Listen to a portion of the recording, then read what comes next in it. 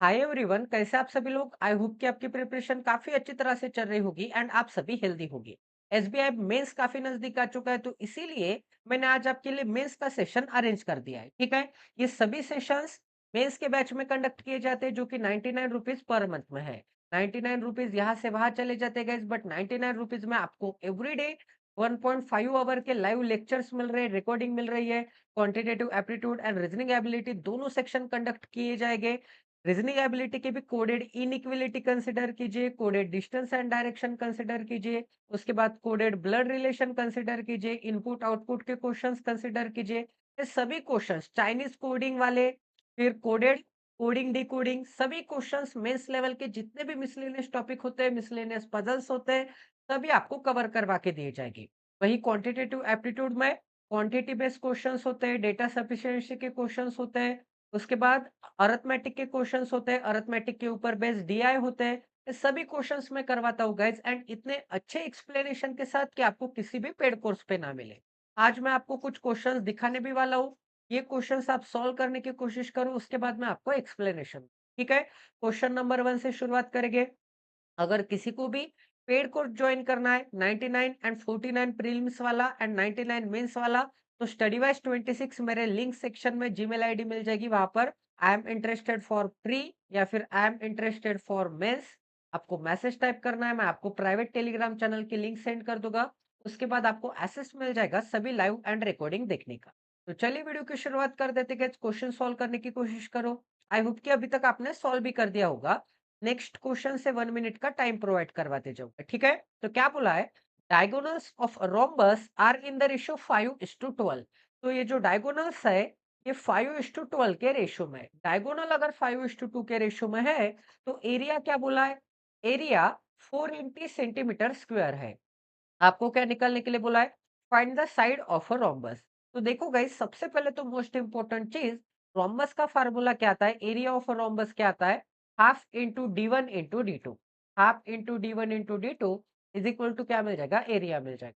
तो D 1 into d 2 क्या होता है, डी 1 इंटू डी 2 होते हैं डायगोनल्स। तो 5 यूनिट एंड 12 यूनिट, तो 1/2 इंटू क्या मिल जाएगा, 5 यूनिट कंसिडर करूंगा एक diagonal, second diagonal 12 unit consider करूंगा, इज इक्वल टू क्या मिल जाएगा, is equal to 480 centimetre square मिल जाएगा।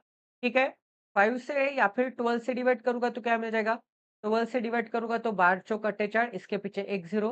5 से डिवाइड करूंगा तो क्या मिल जाएगा, 5 से डिवाइड करूंगा तो 8 मिल जाएगा। ठीक है, 5 से डिवाइड करूंगा तो 8 मिल जाएगा।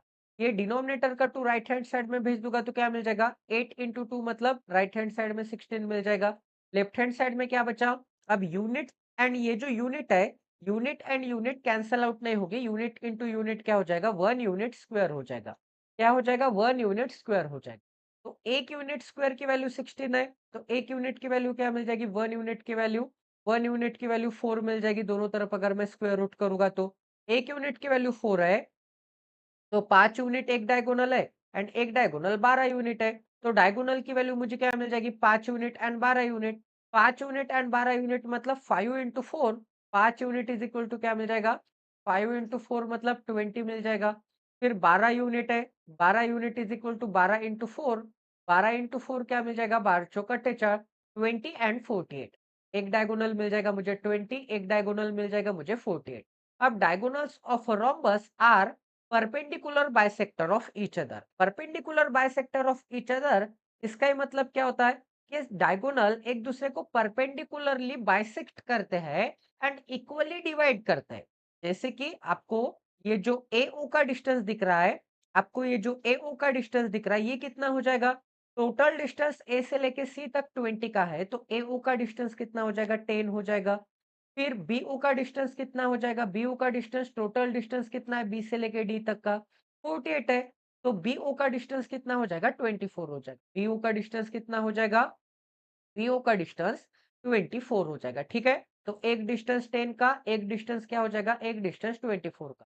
अगर मैं पाइथागोरस थ्योरम लगाऊंगा इस राइट एंगल ट्रायंगल में, परपेंडिकुलर बाइसेक्टर होते हैं, इसका मतलब 90 डिग्री से यहाँ पर एंगल क्रिएट हो रहा है। तो अगर मैं यहाँ पर पाइथागोरस थ्योरम लगाऊंगा, पाइथागोरस थ्योरम लगाऊंगा तो पाइथागोरस थ्योरम से मुझे साइड की वैल्यू पता चल जाएगी एंड सभी साइड्स क्या होते हैं, रोम्बस के इक्वल होते हैं। ठीक है, तो साइड की वैल्यू पता चल जाएगी, तो क्या मिल जाएगा, वन साइड स्क्वायर मतलब 100, one side square under root के अंदर मिल जाएगा one side square plus other side square 24 square, 24 का स्क्वायर क्या मिलता है 576 मिलता है। तो अंडर रूट के अंदर वैल्यू क्या मिल जाएगी, अंडर रूट के अंदर वैल्यू मिल जाएगी 676, क्या मिल जाएगा 676, 676 मतलब ही क्या मिलता है 26 मिलता है। तो आंसर क्या मिल जाएगा, साइड क्या मिल जाएगी मुझे 26 मिल, साइड क्या मिल जाएगी मुझे 26 सेंटीमीटर, मतलब ऑप्शन नंबर क्या मिल जाएगा, ऑप्शन नंबर सी मिल जाएगा। मेंस्ट्रुएशन टॉपिक काफी इंपॉर्टेंट है, ये टॉपिक आप सभी को आना ही चाहिए। प्रीलिम्स में तो इसके अलावा आप प्रीलिम्स निकाल सकते हो, बट मेंस में 10% मार्क आपके मेंस्ट्रुएशन टॉपिक पे होते हैं। 50 मार्क्स का पेपर समझ लो, तो 50 में से 5 मार्क्स अगर इसी टॉपिक पे आते हैं तो 10% मार्क्स के साथ आप खेला खेल रहे हो, ठीक है। तो प्लीज गाइज ये टॉपिक इंपॉर्टेंटली पढ़ना है। नेक्स्ट क्वेश्चन करते गए, सॉल्व करने की कोशिश करो। तीन ऑप्शंस है, तीन ऑप्शंस में से टू ब्लैंक प्लेस है, टू ब्लैंक प्लेस की जगह पे फर्स्ट ब्लैंक प्लेस की जगह पे 45, सेकंड ब्लैंक प्लेस की जगह पे 12, ठीक है। तो कौन सा ऑप्शन करेक्ट आएगा, फिर सेकंड ऑप्शन चेक करना है, तो फर्स्ट ब्लैंक प्लेस की जगह पे 65, सेकंड ब्लैंक प्लेस की जगह पे क्या मिल जाएगा 20 मिल, ऐसे कौन से ऑप्शंस करेक्ट आएंगे आपको चेक कर लेना है, एक एक ऑप्शन ट्राई करना है। उसके बाद आपको A B C D E में से आंसर टिक मार्क करना है। सॉल्व करने की कोशिश करो, 2 मिनट का टाइम दिया जाता है।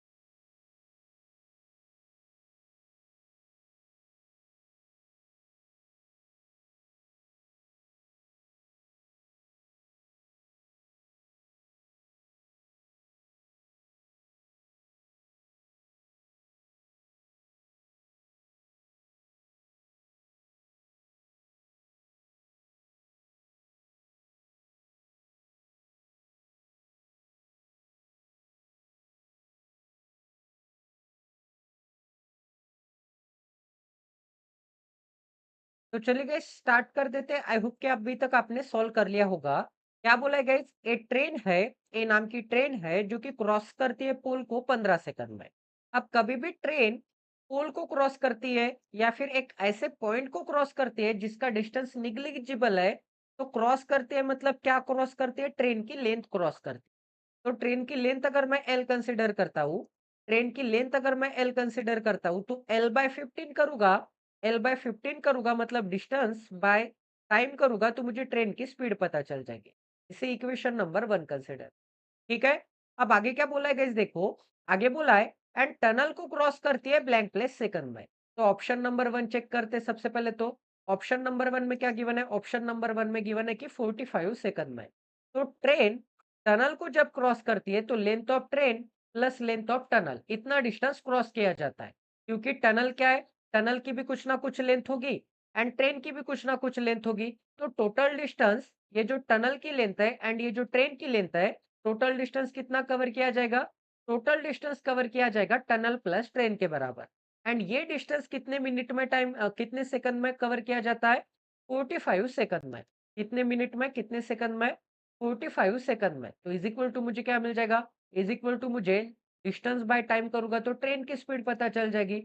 इसका ही मतलब ट्रेन की स्पीड दोनों केस में तो सेम ही रहने वाली है। ट्रेन पोल को क्रॉस करे या फिर टनल को क्रॉस करे, ट्रेन की स्पीड तो दोनों केस में क्या होनी चाहिए? सेम ही होनी चाहिए। ठीक है, इतनी चीजें सभी को समझ में आ गई। अब आगे क्या बोला है? एक अनादर ट्रेन है बी, वो अनादर ट्रेन बी क्या करती है? 0.6 time as long as the tunnel. उसकी लेंथ कितनी है? 0.6 टाइम्स है as long as tunnel. 0.6 times है, इसका है मतलब 6/10 टाइम्स है। तो अगर ये टी की वैल्यू, टनल की वैल्यू एंड ट्रेन बी की वैल्यू कंसिडर करूंगा, ट्रेन ए के लेंथ के लिए मैं ए कंसिडर करता हूँ। ठीक है, ट्रेन ए के लेंथ के लिए ए कंसिडर करता हूँ, ट्रेन बी के लेंथ के लिए बी कंसिडर करता हूँ। ट्रेन ए की लेंथ क्या मिल जाएगी? ए प्लस टी मिल जाएगी, टनल को क्रॉस करेगा तो ये जो टनल की लेंथ है एंड ये जो ट्रेन बी की लेंथ है, ट्रेन बी की लेंथ क्या है? 0.6 टाइम्स है। इसका मतलब 6/10 है। तो टनल की लेंथ अगर 10 यूनिट होगी तो ट्रेन बी की लेंथ कितनी हो जाएगी? 6 यूनिट हो। इनके बीच में आपको रेशियो मिल जाएगा 10 एंड 6 का। किसका? 10 एंड 6 का। इनके बीच में लेंथ का रेशियो मिल जाएगा मुझे, इनके बीच में लेंथ का रेशियो मिल जाएगा 10 एंड 6 का। अब आगे चेक करते गाइस, आगे क्या बोला है? आगे बोला है कि टनल की 0.6 टाइम तो है, एंड के बाद में क्या बोला है? 3/2 times as fast as train A. Train A से 3/2 टाइम्स एज फास्ट एज है। तो 3/2 टाइम्स है, इसका है मतलब स्पीड के बारे में बोला है। ट्रेन ए की स्पीड मिल जाएगी, ट्रेन बी की स्पीड मिल जाएगी। ट्रेन ए की स्पीड से बी की स्पीड क्या है? 3/2 है। क्या है मतलब ट्रेन ए अगर 2 यूनिट होगा तो ट्रेन बी क्या हो जाएगा? 3 यूनिट होगा। तो इसे 2x एंड 3x कंसिडर करते हैं, या फिर 2 एंड 3, सॉरी, या फिर 2 एंड 3 ऐसे ही रहने देते हैं। ठीक है, अब आगे क्या बोला है गाइस? देखो, आगे बोला है train B crosses the pole in blank place second. अब 45 फर्स्ट ब्लैंक में आ गया तो सेकंड ब्लैंक में क्या मिल जाएगा मुझे? 12 मिल जाएगा। तो ट्रेन बी पोल को क्रॉस करती है, तो ट्रेन बी पोल को क्रॉस करती है 12 सेकंड में, तो मुझे क्या मिल जाएगा? ट्रेन बी की स्पीड मिल जाएगी। ट्रेन बी की स्पीड मतलब S2 की वैल्यू मिल जाएगी। ठीक है, इसकी वैल्यू मिल जाएगी, S2 की वैल्यू मिल जाएगी। अब आपको क्या निकालना है? Which of the following can be filling the blanks in the same order. तो इनमें से कौन सा फिलिंग द ब्लैंक्स आपका करेक्ट होगा? ठीक है, तो सबसे पहले तो गाइस देखो, सबसे पहले आपको एक-एक चीज नोटिस करनी पड़ेगी। यहाँ पर आपको कुछ ना कुछ इन्फॉर्मेशन गिवन है, उससे आपको वैल्यू फाइंड आउट करनी पड़ेगी कि 12 सेकंड कैसे आएंगे। सबसे पहले देख लीजिए कि S1 इक्वेशन नंबर 1 में है, S2 इक्वेशन नंबर 2 में है, तो S1 is equal to S1 है। इसका मतलब लेफ्ट हैंड साइड भी इक्वल आ जाएंगे। तो a/15 इज इक्वल टू क्या मिल जाएगा? a/15 is equal to a+t/45। a+t/ क्या मिल जाएगा? 45 मिल जाएगा। इससे कि 15 से डिवाइड करूंगा तो क्या मिल जाएगा? 3 मिल जाएगा। 3 को इस डायरेक्शन में भेज दूंगा तो क्या मिल जाएगा? 3a इज इक्वल टू क्या मिल जाएगा? a+t। तो एक काम कर लेते हैं, a को इस डायरेक्शन में भेज देंगे तो क्या मिल जाएगा? 2a इज इक्वल टू क्या मिल जाएगा? 2a is equal to t मिल जाएगा। तो a/t इज इक्वल टू क्या मिल जाएगा? a/t is equal to 1/2। a/t is equal to क्या मिल जाएगा? 1/2। इनके बीच में डिस्टेंस का रेशियो क्या है? इनके बीच में डिस्टेंस का रेशियो 1/2 का है। अगर इनके बीच में डिस्टेंस का रेशियो 1/2 का है, तो देखो गाइस, यहाँ पर स्पीड का रेशियो गिवन है। यहाँ पर किसका रेशियो गिवन है? ए एंड बी के स्पीड का रेशियो गिवन है। तो गाइस यहाँ पर आपको टनल की डिस्टेंस गिवन है। टनल की डिस्टेंस कितनी है? टनल की लेंथ कितनी है? 10 यूनिट है। बट टनल की लेंथ कितनी है? यहाँ पर 2 यूनिट है। तो 2 को 10 बनाने के लिए क्या करना पड़ेगा? 5 से मल्टीप्लाई। नीचे 5 से मल्टीप्लाई किया तो ऊपर भी 5 से मल्टीप्लाई। तो a/t का मुझे रेशियो क्या मिल जाएगा? a/t का रेशियो मिल जाएगा 5/10। 5/10 मिल जाएगा। तो टनल की लेंथ अगर 10 यूनिट होगी तो ए की लेंथ 5 यूनिट होगी। तो टी की लेंथ 10 यूनिट है, बी की लेंथ 6 यूनिट है, तो ए की लेंथ क्या मिल जाएगी मुझे? ए की लेंथ मिल जाएगी मुझे 5 यूनिट। ए की लेंथ क्या मिल जाएगी मुझे? 5 यूनिट मिल जाएगी। अगर ए की लेंथ 5 यूनिट है, ए की लेंथ अगर 5 यूनिट है तो ए की लेंथ यहाँ पर पुट अप करो। ए की लेंथ पुट अप करूंगा तो क्या मिल जाएगा? ए की लेंथ अगर मैं पुट अप करूंगा तो क्या मिल जाएगा? 5 यूनिट बाय 15। क्या मिल जाएगा? 5 यूनिट बाय 15। 5 यूनिट बाय 15, इसका मतलब क्या मिल जाएगा? 1/3 मिल जाएगा। 1/3 मिल जाएगा। ठीक है, तो स्पीड क्या मिल जाएगी? S1 की वैल्यू क्या मिल जाएगी? S1 की वैल्यू 1/3। तो स्पीड अगर 1/3 है, स्पीड अगर 1/3 है, तो देखो ये जो ए की स्पीड है वो कितनी है? 1/3 है। ए की स्पीड अगर 1/3 यूनिट है, ए की स्पीड अगर 1/3 यूनिट है, तो 2 यूनिट की वैल्यू 1/3। 2 यूनिट की वैल्यू क्या मिल जाएगी? 2 यूनिट की वैल्यू 1/3 यूनिट। ठीक है, तो आपको 3 यूनिट की वैल्यू निकालने के लिए क्या करना पड़ेगा? 3 यूनिट की वैल्यू निकालने के लिए 2 को सबसे पहले तो इस डायरेक्शन में लेके आ जाओ। ये जो 2 यूनिट है, 2 को इस डायरेक्शन में लेके आ जाओगे तो 2 इस डायरेक्शन में चला आएगा एंड 3 से मल्टीप्लाई करना है। तो क्या मिल जाएगा? 3/2 मिल जाएगा। क्या मिल जाएगा? 3/2 मिल जाएगा। ये क्या मिल जाएगी मुझे? बी की स्पीड मिल जाएगी, मतलब S2 की वैल्यू मिल जाएगी। क्योंकि ये क्या है? बी की स्पीड मतलब S1 एंड S2 का रेशियो है। ये ए एंड बी है, इसका मतलब क्या है? S1 एंड S2 का क्या है? रेशियो है। ठीक है? तो देखो गाइस, बी ने कितना डिस्टेंस ट्रैवल किया है? बी ने डिस्टेंस ट्रैवल किया है 6 यूनिट का। 6 यूनिट का डिस्टेंस ट्रैवल किया है एंड बी को कितना टाइम लगता है? बी को लगते हैं 12 सेकंड। बी को कितने सेकंड लगते हैं? 12 सेकंड। एंड S2 की वैल्यू क्या मिल जाएगी मुझे? S2 की वैल्यू मिल जाएगी 12 सेकंड आता है क्या, वही तो चेक करना है आपको। 1 सेकंड 12 सेकंड आता है क्या, वही चेक करना है। तो S2 से डिवाइड करूंगा अगर मैं, तो 12 सेकंड आते हैं क्या, चेक कर लेते हैं। बी के लेंथ को अगर मैं S2 की वैल्यू से डिवाइड करूंगा तो S2 की वैल्यू क्या मिल जाएगी? 1/3 यूनिट। 1/3 यूनिट इंटू क्या मिल जाएगा? 1/3 यूनिट इंटू 3/2 मिल जाएगा। इंटू क्या मिल जाएगा? 3/2 मिल जाएगा। ठीक है? तो ऊपर एक यूनिट है, नीचे एक यूनिट है, यूनिट से यूनिट कैंसल आउट हो जाएगा। 3 से डिवाइड करूँगा तो क्या मिल जाएगा? 3 से डिवाइड करूँगा तो 3 2 जा मिल जाएगा, 3 2 जा मिल जाएगा। उसके बाद देखो गाइज़, ये जो 3 एंड 2 है, 3 इंटू 2 6, 6 ऊपर चला जाएगा तो क्या मिल जाएगा? 6 इंटू 2 12 सेकंड मिल जाएगी। क्या मिल जाएगा? 12 सेकंड मिल जाएगी। तो मिल रहे हैं क्या 12 सेकंड? बिल्कुल मिल रहे हैं। ट्रेन बी को पोल को क्रॉस करने के लिए कितना टाइम मिल रहा है? 12 सेकंड मिलता है। तो ऑप्शन नंबर 1 क्या आ जाएगा? ऑप्शन नंबर 1 करेक्ट आ जाएगा। ऑप्शन नंबर 1 क्या आ जाएगा गाइस? ऑप्शन नंबर 1 करेक्ट आ जाएगा। ऑप्शन नंबर 1 क्या मिल जाएगा मुझे? ऑप्शन नंबर 1 करेक्ट मिल। अब ऑप्शन नंबर 2 चेक कर लेते हैं। कितना टाइम लग रहा है? 65 सेकंड लग रहे हैं। कितना टाइम लग रहा है? 65 सेकंड लग रहा है। 65 सेकंड लग रहे हैं, इसका मतलब ये जो 45 है, 45 की जगह पे मुझे क्या मिल जाएगा? इक्वेशन को डायरेक्ट डायरेक्ट कंपेयर कर लेते हैं। a/15 इज इक्वल टू क्या मिल जाएगा? a plus T divided by tunnel को क्रॉस करने के लिए 65 सेकंड, दोनों की स्पीड बराबर है तो इक्वेशन को मैंने इक्वेट कर लिया। 5 से डिवाइड करूंगा तो 5 3 जा, 5 से डिवाइड करूंगा तो 13। तो 13a क्या मिल जाएगा? 13a मिल जाएगा। क्या मिल जाएगा? 1 सेकंड। क्या मिल जाएगा? 13a इज इक्वल टू क्या मिल जाएगा? Is equal to 3a plus 3t। 3a plus 3t। तो 10a ए को इस डायरेक्शन में भेज दूंगा तो 10a इज इक्वल टू क्या मिल जाएगा? 3t मिल जाएगा। तो a by t is equal to क्या मिल जाएगा? a by t is equal to मिल जाएगा 3/10। a by t is equal to 3/10 है। तो t अगर 10 यूनिट है तो a कितना हो जाएगा? 3 यूनिट हो जाएगा। t अगर 10 यूनिट है तो a कितना हो जाएगा? ए हो जाएगा 3 यूनिट। तो टी, बी एंड ए का मुझे रेशियो मिल जाएगा। टी, ए एंड बी का रेशियो। ठीक है? टी अगर 10 होगा, टी अगर 10 यूनिट होगा तो बी 6 यूनिट होगा एंड ए कितना होगा? ए होगा 3 यूनिट।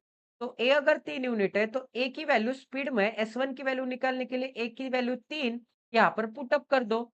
ए की वैल्यू क्या मिल जाएगी मुझे? 3 मिल जाएगी। अब ए की वैल्यू 3 पुट अप करूँगा तो S1 की वैल्यू मिल जाएगी। S1 इज इक्वल टू क्या मिल जाएगा? 3 यूनिट डिवाइडेड बाय 15 मिल जाएगा। 3 यूनिट डिवाइडेड बाय 15 मतलब 1/5 यूनिट। क्या मिल जाएगा? 1/5 यूनिट मिल जाएगा। ठीक है? 1/5 यूनिट। अब S1 एंड S2 में कंपैरिजन करूंगा तो S1 एंड S2 में कंपैरिजन क्या है? 2:3 का रेशियो है। इनके स्पीड के बीच में कितने का रेशियो है? 2:3 का रेशियो है। ठीक है? यहाँ से अगर 2:3 का रेशियो है, 2:3 का रेशियो है तो 2 यूनिट की वैल्यू क्या मिल जाएगी? 2 यूनिट की वैल्यू 5/1/5, तो 1 यूनिट की वैल्यू 1/10, 3 यूनिट की वैल्यू 3/10। तो बी को कितना टाइम लगता है पोल को क्रॉस करने के लिए? तो बी का डिस्टेंस, बी को कितना टाइम लगता है? बी का डिस्टेंस कितना है? बी का डिस्टेंस है 6 यूनिट। तो क्या मिल जाएगा? 6 unit divided by B by, अगर मैं S2 करूंगा तो मुझे कितने सेकंड्स चाहिए? मुझे टाइम मिलेगा, T2 मिलेगा। तो T2 चेक कर लेते हैं। T2 ऑप्शन में बराबर है क्या? 65 तो फर्स्ट ब्लैंक प्लेस में आ गया, सेकंड ब्लैंक प्लेस में क्या ऑप्शन है वो हमें चेक करना है। ठीक है? तो क्या मिल जाएगा? S2 की वैल्यू क्या मिल जाएगी? देखो इनके बीच में रिलेशन क्या है? 2:3 का है। तो S1 की वैल्यू क्या मिल जाएगी? S1 की वैल्यू 2 यूनिट। तो 2 यूनिट की वैल्यू 1/5 है। देखो यहाँ पर बता देता हूँ। 2x की वैल्यू क्या है? 2x की वैल्यू मिल जाएगी मुझे 1/5। 2x की वैल्यू 1/5 यूनिट। तो 1x की वैल्यू क्या मिल जाएगी? 2 को इस डायरेक्शन में भेज दूंगा तो 1/10 यूनिट। फिर 3x की वैल्यू निकालना है, मतलब v की स्पीड निकालना है। तो 3x के लिए दोनों तरफ 3 से मल्टीप्लाई, क्या मिल जाएगा? 3/10 यूनिट मिल जाएगा 3x की वैल्यू। तो क्या मिल जाएगा? 3/10 यूनिट मिल जाएगा। ठीक है? तो ऊपर का यूनिट एंड नीचे का यूनिट कैंसल आउट, यूनिट से यूनिट कैंसल आउट। 3 से डिवाइड करूंगा तो 3 2 जा, 2 को 10 को ऊपर भेज दूंगा तो क्या मिल जाएगा? 20 सेकंड मिल जाएंगे। क्या मिल जाएगा? 20 सेकंड मिल जाएंगे। 20 सेकंड दिख रहा है क्या ऑप्शन नंबर बी में? बिल्कुल दिख रहा है। फर्स्ट ब्लैंक प्लेस की जगह पे 65 रखूंगा तो सेकंड ब्लैंक प्लेस की जगह पे क्या मिल जाएगा? 20 सेकंड मिल जाएंगे। क्या मिल जाएगा? 20 सेकंड मिल जाएगा। तो ऑप्शन नंबर बी भी करेक्ट आ जाएगा। ऑप्शन नंबर 1 भी करेक्ट आ गया। ऑप्शन नंबर बी भी करेक्ट आ गया। अब ऑप्शन नंबर सी ट्राई करते हैं। 90 सेकंड्स मिल जाएंगे। अगर 90 सेकंड्स मिलेंगे तो क्या मिल जाएगा? फर्स्ट इक्वेशन क्या था? a बाय 15 था। ए को पोल क्रॉस करने के लिए 15 सेकंड लगते हैं। वही टनल क्रॉस करने के लिए 90 सेकंड लगते हैं। इसका है मतलब a plus T divided by क्या मिलेगा? 90 सेकंड। 15 से डिवाइड करूंगा तो 6 से डिवाइड करूंगा तो 6 इस डायरेक्शन में, 6 से minus a 5a is equal to क्या मिल जाएगा? 5a is equal to t. तो a by t is equal to क्या मिल जाएगा? a by t is equal to 1/5। 1/5 को ही मैं कैसे लिख सकता हूँ? 1/5 को ही मैं 2/10 लिख सकता हूँ। क्या लिख सकता हूँ? 2/10 लिख सकता हूँ। अगर मैं 2/10 लिखूंगा, 1/5 को ही 2/10 लिखूंगा, इसका मतलब ए की स्पीड क्या हो जाएगी? ए की लेंथ क्या हो जाएगी? टनल की लेंथ कितनी है? टनल की लेंथ 10 यूनिट है। उसके बाद ए की लेंथ क्या हो जाएगी? ए की लेंथ 2 यूनिट। बी की लेंथ क्या है? टनल की 10 है तो बी की क्या हो जाएगी? 6 हो जाएगी। ऑलरेडी गिवन था, रिलेशन ऑलरेडी गिवन था। क्या हो जाएगी? टनल की 10 है तो बी की लेंथ क्या हो जाएगी? बी की लेंथ 6 यूनिट हो जाएगी। ठीक है? तो बी की लेंथ अगर 6 यूनिट है, बी की लेंथ अगर 6 यूनिट है तो बी की लेंथ को मुझे क्या करना पड़ेगा? बी की लेंथ को पी के स्पीड से डिवाइड करना पड़ेगा। एंड सेकंड कितने आ रहे हैं? सेकंड आ रहे हैं 25। 25 सेकंड ब्लैंक प्लेस की जगह पे आ सकता है क्या? ये आपको चेक कर लेना है। ठीक है? 25 सेकंड ब्लैंक प्लेस की जगह पे आ सकता है क्या? ये आपको चेक कर लेना है। अब 25 आ सकता है क्या? चेक कर लेना है ना। इसका ही मतलब देखो H2 की वैल्यू कैसे निकाल सकता हूं मैं? H2 की वैल्यू निकालने के लिए ये जो A की वैल्यू है, ये जो A की वैल्यू है, A की वैल्यू पुटअप करो। ए की वैल्यू S1 की इक्वेशन में पुटअप करो। S1 की इक्वेशन में ए की वैल्यू 2 यूनिट बाय 15। S1 की वैल्यू क्या मिल जाएगी? 2 unit by 15। And S1 and S2 में रिलेशन क्या गिवन था? S2 क्या है? S2 S1 का, S2 क्या है? S1 का 3/2 टाइम्स है। क्या मिल जाएगा मुझे? 3/2 टाइम्स मिल जाएगा। 3/2 से मल्टीप्लाई करूंगा तो मुझे S2 की वैल्यू पता चल जाएगी। मुझे S2 की वैल्यू पता चल जाएगी। तो S2 की वैल्यू क्या मिल जाएगी? 6 यूनिट डिवाइडेड बाय क्या मिल जाएगा? Divided by 2 unit by 15। 2 unit by 15 into क्या मिल जाएगा? इंटू 3/2 मिल जाएगा। 3/2 मिल जाएगा। यूनिट से यूनिट कैंसल आउट हो जाएगा। 3 से डिवाइड करूंगा तो क्या मिल जाएगा? 3 2 जा 2 से 2 कैंसल आउट हो जाएगा। 15 इंटू 2 30। 30 ऊपर चला जाएगा तो क्या मिल जाएगा? 30 मिल जाएगा। ठीक है? 30 सेकंड मिल जाएंगे। तो 30 सेकंड दिख रहा है क्या? ट्रेन बी को पोल को क्रॉस करने के लिए 30 सेकंड लग रहे हैं क्या? यहाँ पर 30 सेकंड तो नहीं है, यहाँ पे तो 25 सेकंड है। तो 25 सेकंड क्या मिल जाएगा? मुझे गलत मिल जाएगा। ठीक है? 90 लूंगा तो 25 सेकंड गलत, तो ऑप्शन नंबर 3 क्या आ जाएगा? गलत आ जाएगा। तो ओनली 1 एंड 2 से आंसर आ रहा है। ओनली 1 एंड 2 मतलब ऑप्शन नंबर ए से आंसर आ रहा है। ठीक है? ऑप्शन नंबर ए से आंसर आ रहा है। ऑप्शन नंबर ए से आंसर आ रहा है। ठीक है? सभी को समझ में आ गया कैसे सॉल्व किया है? नेक्स्ट क्वेश्चन करते गए, सॉल्व करने की कोशिश करो। 2 मिनट का टाइम दिया जाता है, उसके बाद आपको सॉल्यूशन प्रोवाइड किया जाएगा।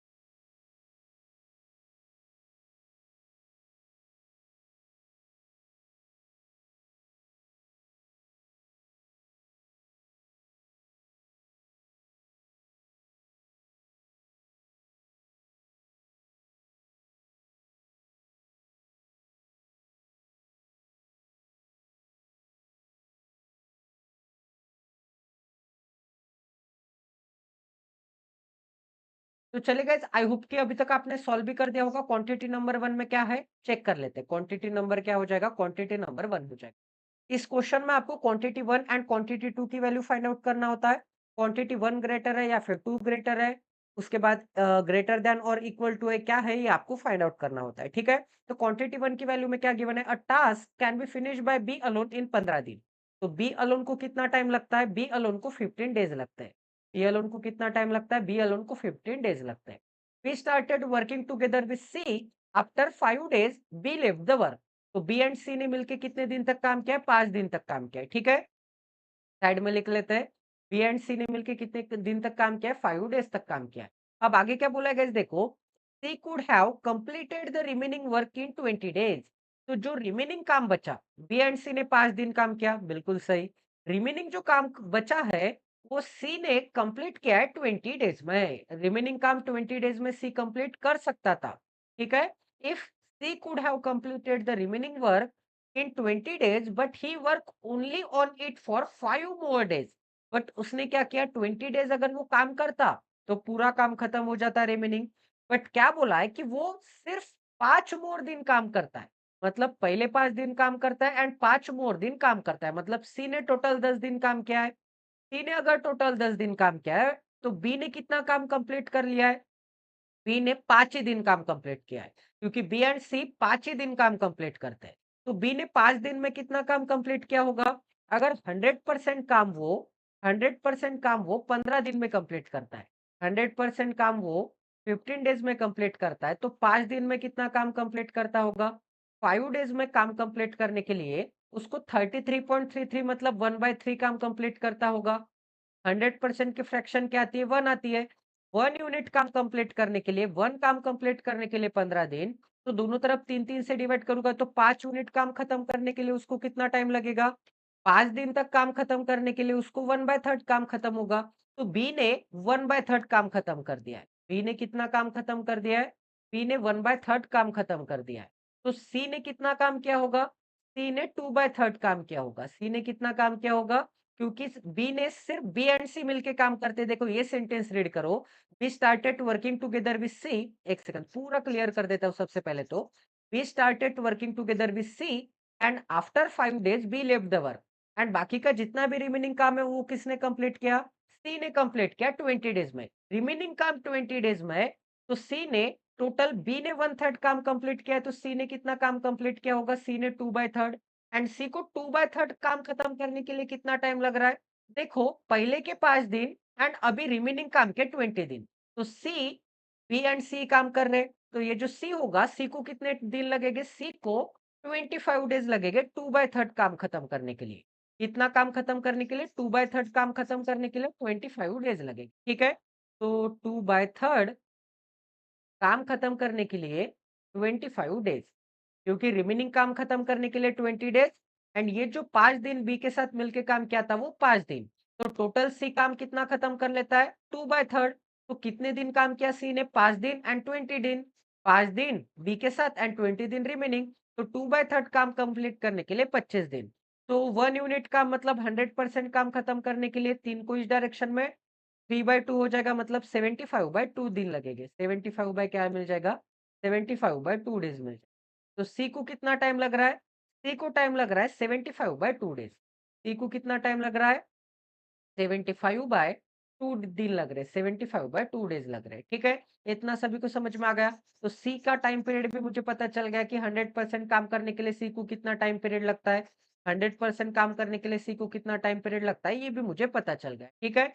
अगर मुझे ये भी पता चल गया कि 100% काम खत्म करने के लिए सी को कितना टाइम लगता है, तो आगे क्या बोला है गाइस देखो, आगे मैं इनका एफिशिएंसी का रेशियो निकाल सकता हूँ। कैसे? देख लीजिए। एफिशिएंसी का रेशियो कैसे मिल जाएगा? 15 एंड 75 का, अब 2 को कंसीडर नहीं करना है। 15 एंड 75 का एलसीएम क्या आता है? 75 आता है। तो 75 अगर मैं टोटल वर्क अज्यूम करूंगा, 75 अगर मैं डब्ल्यू की वैल्यू अज्यूम करूंगा, तो टोटल वर्क को बी के टाइम पीरियड से एंड सी के टाइम पीरियड से डिवाइड करूंगा, तो मुझे इन दोनों की एफिशिएंसी मिल जाएगी, इंडिविजुअल एफिशिएंसी मिल जाएगी। तो 75/15 मतलब बी की एफिशिएंसी क्या मिल जाएगी? बी की एफिशिएंसी मुझे 5 यूनिट मिल जाएगी। बी की एफिशिएंसी 5 यूनिट। 75/75/2 टोटल वर्क कितना है? 75 है। सी को टाइम कितना लग रहा है 75/2 का। 75 से 75 कैंसिल आउट, 2 ऊपर चला जाएगा तो सी की एफिशिएंसी 2 यूनिट मिल जाएगी। सी की एफिशिएंसी 2 यूनिट बिल्कुल सही, यहाँ तक तो सही चल रहा है। सी की एफिशिएंसी 2 यूनिट है, तो आगे क्या गिवन है देखो। अब बी की एफिशिएंसी 5 यूनिट है, सी की एफिशिएंसी कितनी है 2 यूनिट है। बी की एफिशिएंसी 5 यूनिट, सी की एफिशिएंसी 2 यूनिट, तो overall efficiency 7 unit. 7 unit overall efficiency है एंड ये दोनों मिलके 5 दिन तक काम करते हैं। इसका मतलब 35 यूनिट काम खत्म कर देता है। तो कितना यूनिट काम रिमेनिंग बचेगा? 1 सेकंड, 1 सेकंड। कितना काम खत्म कर देते हैं? 35 यूनिट काम खत्म कर देते हैं। 35 यूनिट काम बी प्लस सी मिलके खत्म कर देते हैं। अब आगे क्या बोला है? अब आगे बोला है कि C could have complete the remaining काम इन 20 डेज। तो सी 20 डेज में कर सकता था, बट बोला है कि he work only for 5 more days. तो वो क्या करता है? और 5 मोर दिन काम करता है। इसका मतलब 5 मोर दिन मतलब 2 यूनिट के एफिशिएंसी के साथ 5 दिन मतलब 10 यूनिट काम सी खत्म कर देता है। ये बी एंड सी ने मिलके काम किया है 5 दिन तक। ये काम खत्म हुआ है नेक्स्ट 5 दिन तक, ठीक है? नेक्स्ट 5 डेज में इतना काम खत्म हुआ है। फर्स्ट 5 डेज में इतना काम खत्म हुआ है 35 यूनिट। अब आगे क्या बोला है? आगे बोला है एंड द रिमेनिंग वर्क मतलब क्या? And the rest work was completed by A alone in 24 days. तो रिमेनिंग वर्क कितना बचेगा? 35 एंड 10 क्या मिलता है? 45। 45 इसमें से चला जाएगा तो क्या मिल जाएगा? 45 चला जाएगा तो 30 बचेगा। क्या बचेगा? 30 यूनिट बचेगा। अब ये जो 30 यूनिट काम है किसने खत्म किया? ए ने खत्म किया, ए की एफिशिएंसी के साथ 24 डेज में। कितने डेज में? 24 डेज में। तो एफिशिएंसी इनटू टाइम करूंगा तो मुझे क्या मिल जाएगा? रिमेनिंग वर्क मिल जाएगा। ए ने कितना काम खत्म किया? 30 यूनिट। तो ए की एफिशिएंसी निकालने के लिए क्या करना पड़ेगा? 30/24। 30 बाय क्या करना पड़ेगा? 24। 30/24 मतलब सान पाँचे सान चौक। तो ए की एफिशिएंसी क्या मिल जाएगी? 5/4 यूनिट मिल जाएगी। ए की एफिशिएंसी क्या मिल जाएगी? 5/4 यूनिट मिल जाएगी। ए की एफिशिएंसी अगर 5/4 यूनिट है, तो ए की एफिशिएंसी बना लेते हैं 5/4 यूनिट। 5/4 यूनिट मिल जाएगा। तो देखो गाइस, आपको क्या निकालने के लिए बोला है? आपको निकालने के लिए बोला है if C got 450 as the wages. C को 450 रुपीज़ मिलते हैं वेजेस के। मतलब वेजेस कैसे दिए जाते हैं? 75 यूनिट में से सी ने जितने परसेंट काम किया है, उसके हिसाब से सी को पैसे दिए जाएंगे। तो सी ने कितने दिन काम किया है? सी ने टोटल 10 दिन काम किया है। बी ने टोटल कितने दिन काम किया है? देखो, ए ने टोटल 24 दिन तक काम किया है, सी ने टोटल 10 दिन तक काम किया है, बी के साथ 5 दिन एंड अलोन 5 दिन। एंड बी ने कितने दिन काम किया है? 5 दिन काम किया है। इन दोनों ने 5, 10 एंड 24 मिलके काम किया है डेज तक। इन तीनों ने मिलके इतने डेज तक काम खत्म किया है। इतने डेज तक अगर काम खत्म किया है इन तीनों ने मिलके, तो देखो गाइस, एज के हिसाब से तो नहीं पैसे मिलने वाली क्योंकि एफिशिएंसी भी डिफरेंट है। बी ने 5 दिन तक 5 यूनिट के एफिशिएंसी के साथ काम किया, इसका मतलब 25 यूनिट काम खत्म कर दी। सी ने 2 यूनिट एफिशिएंसी के साथ 10 दिन तक काम किया है, मतलब 20 यूनिट काम किया है। तो उन्होंने कितना काम किया है उसके हिसाब से उनको पैसा मिलेगा। ठीक है? अब देखो, ए ने कितना काम खत्म किया है? ए ने काम खत्म किया है। ए ने 24 डेज तक काम किया है एंड ए की एफिशिएंसी क्या मिल जाएगी? 5/4 मिल जाएगी। 5/4 मतलब 4 से डिवाइड करोगे तो 6 इंटू 5 क्या मिलता है? 30 मिलता है। ए ने 30 यूनिट काम खत्म किया होगा। तो देखो, 20 यूनिट काम खत्म करने के लिए सी को कितने मिलते हैं? 450 रुपए। कितने रुपीज मिलते हैं? 450 रुपीज। 20 यूनिट काम करने के लिए, तो 1 यूनिट काम कंप्लीट करने के लिए कितने मिलते होंगे? 45/2 रुपीज मिलते होंगे। 20 से डिवाइड करूंगा। आपको क्या निकालने के लिए बोला है? आपको निकालने के लिए बोला है what was the amount in rupees obtained by B. B को कितने मिलते हैं? तो बी ने कितना काम किया? 1 यूनिट काम करने के लिए 45/2 रुपीज मिलता है। तो 25 यूनिट बी ने काम किया। 25 यूनिट करने के लिए 25 यूनिट करने के लिए 25 से दोनों तरफ मल्टीप्लाई। 45 इंटू क्या मिल जाएगा? 25 डिवाइडेड बाय क्या मिल जाएगा? डिवाइडेड बाय 2 रुपीज मिल जाएगा। ठीक है? अब देखो गाइस, 25 से डिवाइड करना है तो एक काम कर लेते हैं। 25 इंटू 35, 25 इंटू 45 क्या मिल जाएगा? एग्जैक्ट बीच में कोई नंबर लाई करता है क्या? 35 लाई करता है। तो 35 का स्क्वायर माइनस 35 कितना ज्यादा कितना कम है? 10 ज्यादा 10 कम है तो 10 का स्क्वायर। ठीक है? डिवाइडेड बाय क्या मिल जाएगा? डिवाइडेड बाय 2 मिल जाएगा। तो 35 का स्क्वायर क्या मिलता है? 1225 माइनस 10 का स्क्वायर 100, 1125 क्या मिल जाएगा? 1125 डिवाइडेड बाय 2 करूंगा तो क्या मिल जाएगा? 2 5 जा फिर 1 बचा, 2 बचा, 2 6 जा, फिर क्या मिल जाएगा 2 6 जा, फिर 2 2 जा, फिर पॉइंट देना पड़ेगा 2 5 जा। 562.5 रुपीज़, 562.5 रुपीज़ पी के वेजेस हो जाएँगे, तो क्वांटिटी 1 की वैल्यू क्या मिल जाएगी 562.5 रुपीज़, 562.5 रुपीज़ क्वांटिटी नंबर 1 की वैल्यू मिल जाएगी, 562.5 रुपीज़, 0.5 रुपीज़, ठीक है? ये मिल जाएगी मुझे क्वांटिटी 1 की वैल्यू। क्वांटिटी 1 की वैल्यू मिल गई। अब क्वांटिटी 2 की वैल्यू फाइंड आउट करेंगे। क्वांटिटी 2 की वैल्यू कैसे मिल सकती है मुझे क्वांटिटी 2 में क्या गिवन है? 1 सेकंड यहाँ पर थोड़ा क्लियर कर देता हूँ।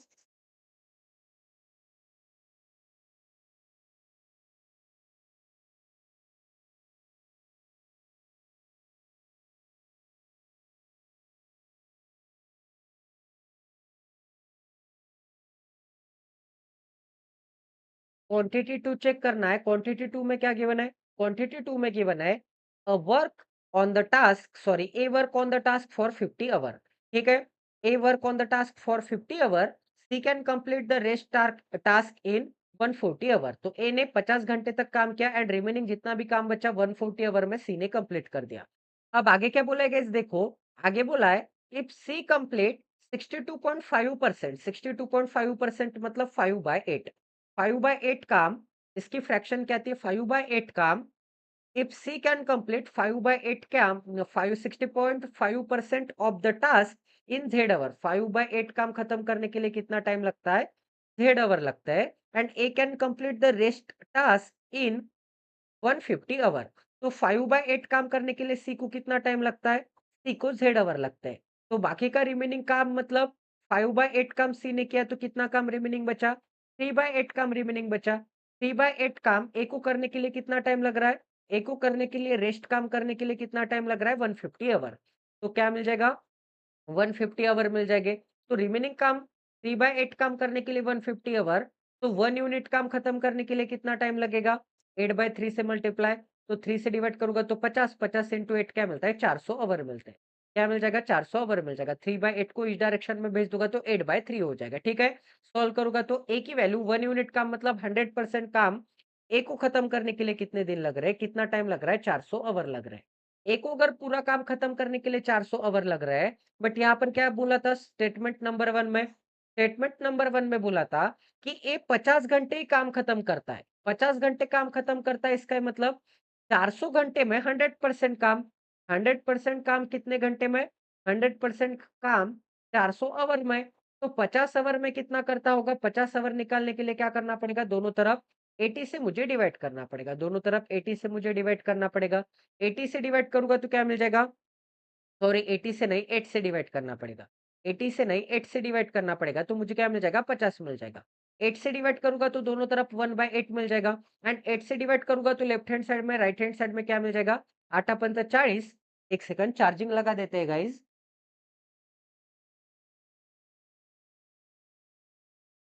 8 पंचा 40 एंड इसके पीछे क्या मिल जाएगा? इसके पीछे 1 ज़ीरो मिल जाएगा।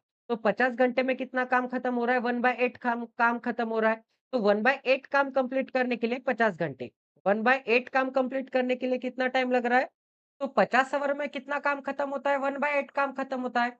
50 आवर में ए अगर 1/8 काम खत्म कर देता है, तो C can complete the rest in 140 hour. तो रिमेनिंग काम कितना बचेगा? 1/8 अगर ए कंप्लीट करता है, तो रिमेनिंग कितना बचेगा? 7/8। 7/8 काम सी को करने के लिए कितना टाइम लगता है? सी को करने के लिए रिमेनिंग 7/8 काम करने के लिए 140 घंटे लगता है। तो क्या मिल जाएगा? 7/8 इज इक्वल टू 140 दिन।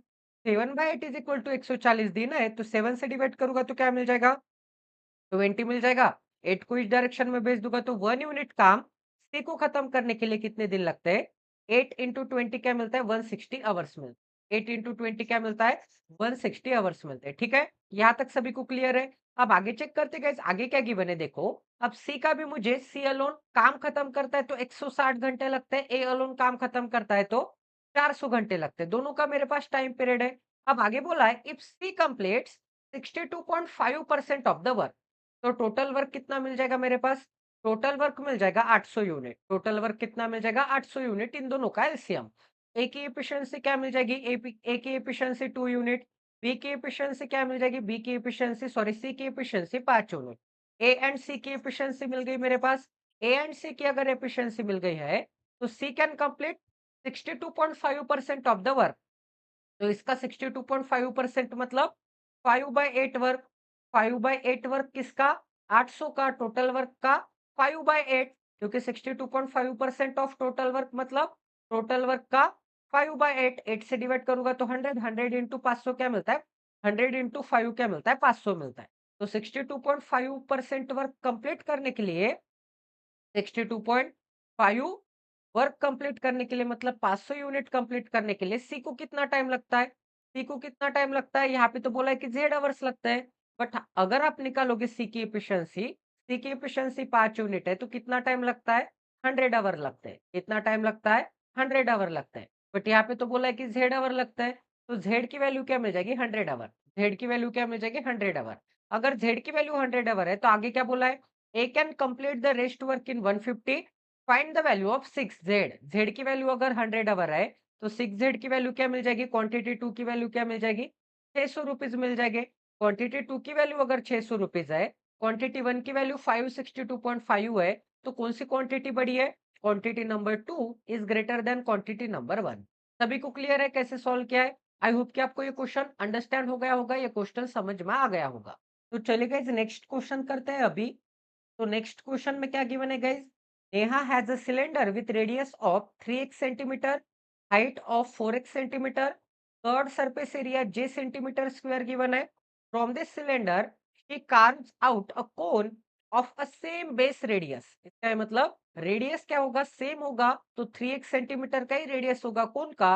एंड हाइट क्या हो जाएगी उसकी? हाइट भी सेम रहेगी, मतलब 4x हाइट रहेगी। thereby creating the largest possible cone with the curved surface area is 2k centimetre square. आपको जे एंड के बीच में क्या निकालना है? रेशियो निकालना है। जे एंड के बीच में रेशियो निकालना है। सॉल्व करने की कोशिश करो गाइज।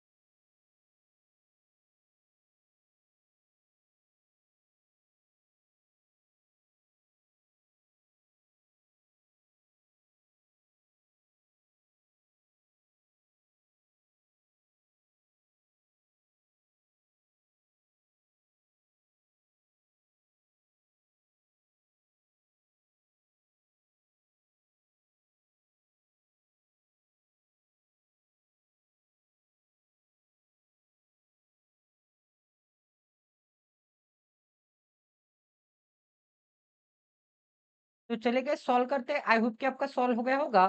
तो क्या बोला है, नेहा एक सिलेंडर, ठीक है, नेहा के पास एक सिलेंडर है जिसका रेडियस 3x सेंटीमीटर है। रेडियस क्या मिल जाएगा, 3x मिल जाएगा। हाइट क्या मिल जाएगी, 4x सेंटीमीटर मिल जाएगी। तो हाइट क्या मिल जाएगी, 4x सेंटीमीटर मिल जाएगी। Curved surface area of a cylinder का फार्मूला क्या आता है, curved surface area of a cylinder का फार्मूला आता है।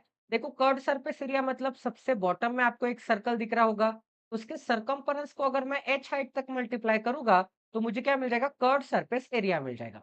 तो क्या मिल जाएगा, सरकमफेरेंस क्या मिलता है, 2 पाई आर मिलता है। तो 2 pi r into h, 2 pi r into क्या मिल जाएगा, एच मिल जाएगा। ठीक है, ये वैल्यू मिल जाएगी मुझे जे की वैल्यू अगर ये है एंड आगे क्या बोला है, इस curved surface area of a cylinder जो मैंने निकाला है, इस सिलेंडर का एक कोन में कन्वर्जन किया है एंड कोन का भी रेडियस जो है वो 3x सेंटीमीटर है एंड 4x सेंटीमीटर हाइट है।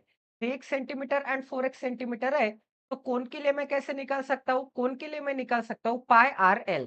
कोन के लिए सरफेस एरिया कैसे निकालते हैं, पाई आर एल। अब एल मतलब क्या होता है, एल मतलब होता है स्लैंट हाइट। ठीक है, ये जो स्लैंट हाइट है इसे मैं क्या बोलता हूँ, एल बोलता हूँ।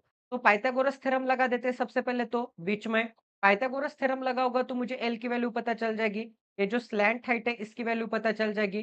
तो पाइथागोरस थ्योरम लगा होगा तो 4 स्क्वायर अंडर रूट के अंदर 4 स्क्वायर क्या मिल जाएगा, 16x स्क्वायर मिल जाएगा। उसके बाद क्या है, 3x स्क्वायर, 3x स्क्वायर मतलब 9x स्क्वायर, क्योंकि 3 का स्क्वायर 9 एंड x का square x square. Under root के अंदर क्या मिल जाएगा, 25x स्क्वायर।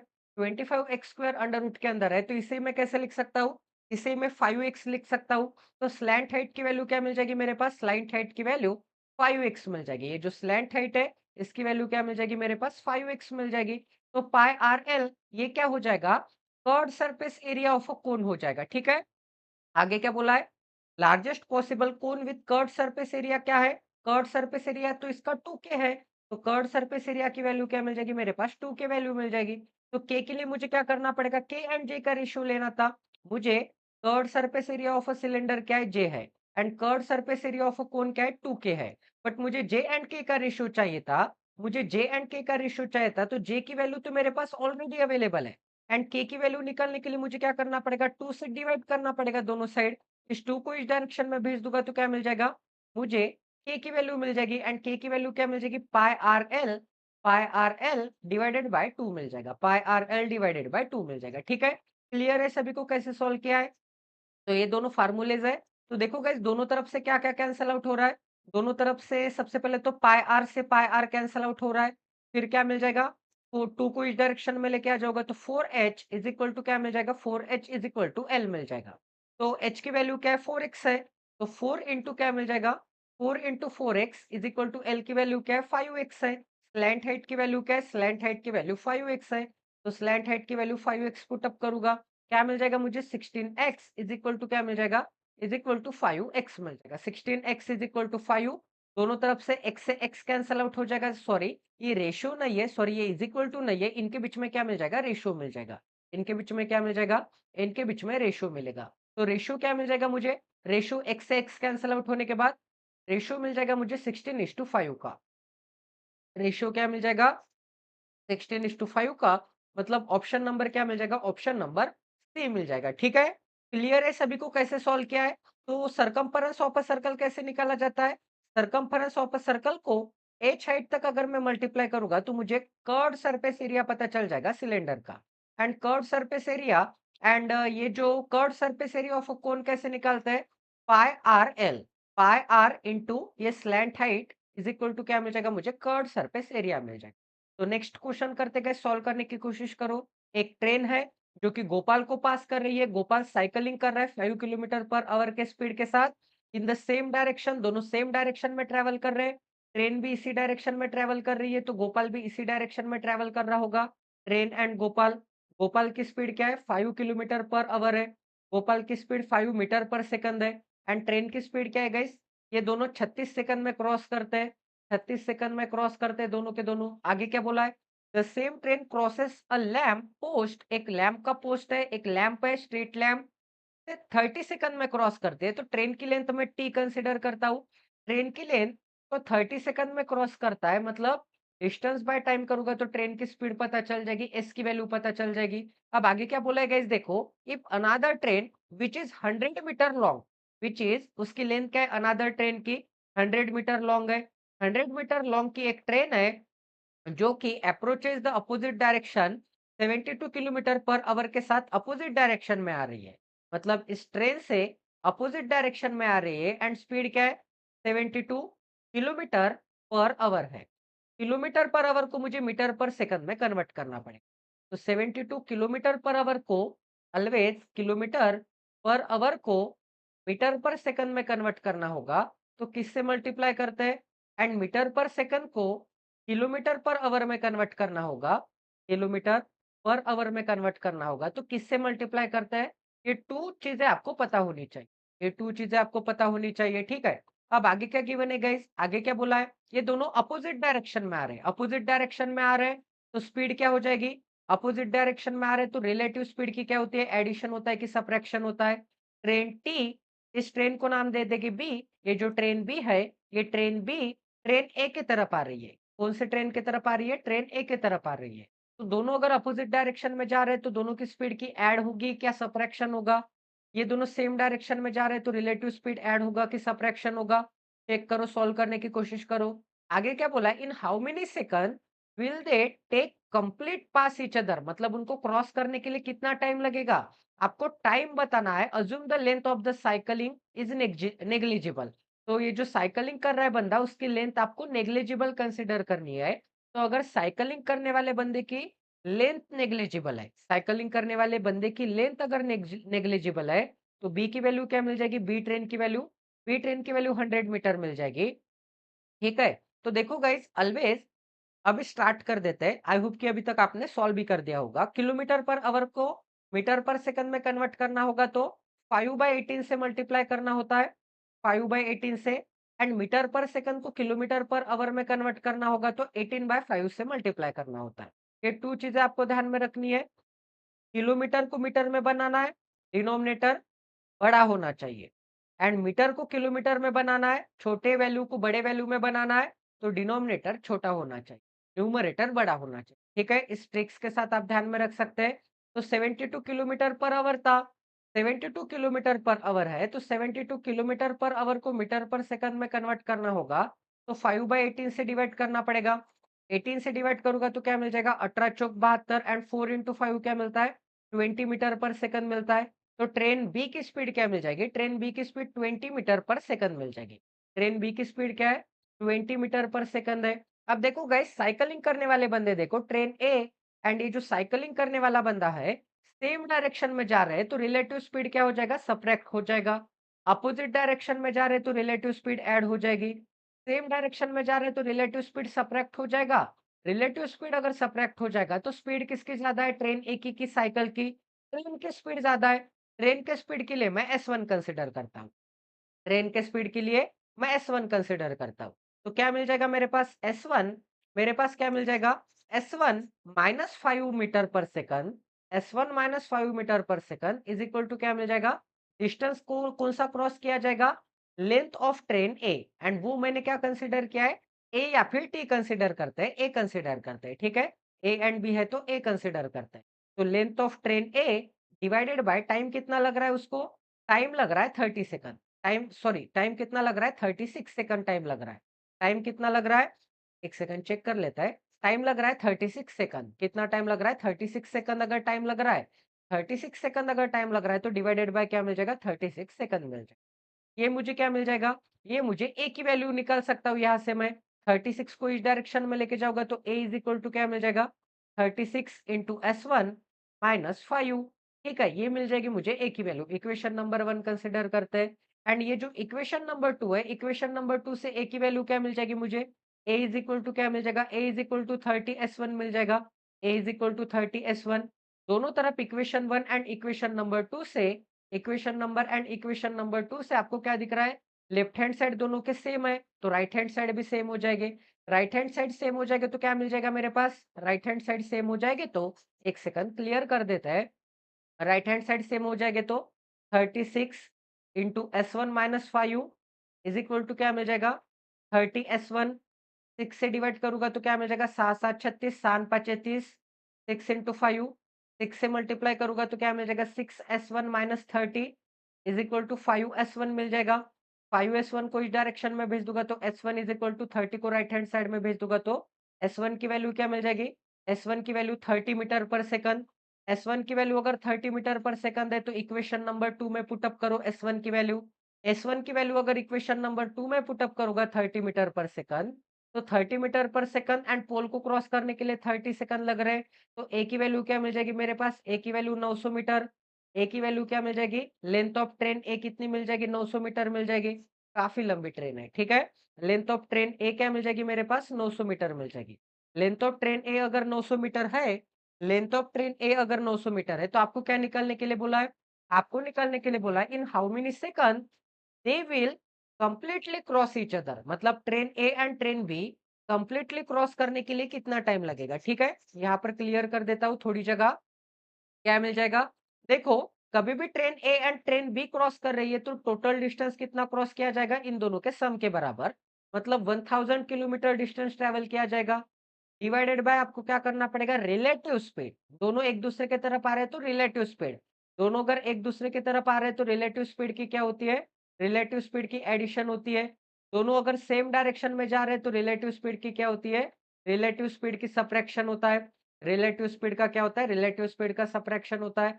दोनों सेम डायरेक्शन में जा रहे हैं तो, एंड दोनों अपोजिट डायरेक्शन में जा रहे हैं तो रिलेटिव स्पीड की क्या होती है? एडिशन होती है।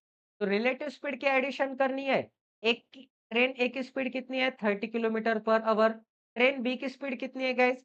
ट्रेन बी की स्पीड दिख रही है आपको 20 मीटर पर सेकंड। क्या मिल जाएगा? 20 मीटर पर सेकंड। क्या मिल जाएगा ऊपर? ऊपर मिल जाएगा 1000 किलोमीटर डिवाइडेड बाय क्या मिल जाएगा?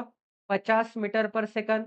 क्या मिल जाएगा? 50 मीटर पर सेकंड। ऊपर सॉरी मीटर मिल जाएगा, किलोमीटर नहीं। ऊपर मिल जाएगा यूनिट मुझे मीटर। तो ऊपर का metre and metre cancel out, metre से मीटर कैंसल आउट, एस ऊपर जाएगा तो क्या मिल जाएगा? 50 से डिवाइड करूंगा तो 20 सेकंड मिल जाएगा। ऊपर चला जाएगा एस तो क्या मिल जाएगा? 20 सेकंड। ऑप्शन नंबर क्या है? ऑप्शन नंबर बी है, ठीक है। तो ये भी क्वेश्चन आपका 101% सॉल्व हो चुका है। आई होप कि आपको क्वालिटी की लर्निंग मिली होगी, क्वालिटी की अंडरस्टैंडिंग मिली होगी, ठीक है। नेक्स्ट क्वेश्चन सॉल्व करते गए, सॉल्व करने की कोशिश करो। स्टेटमेंट नंबर 1 है, स्टेटमेंट नंबर 2 है।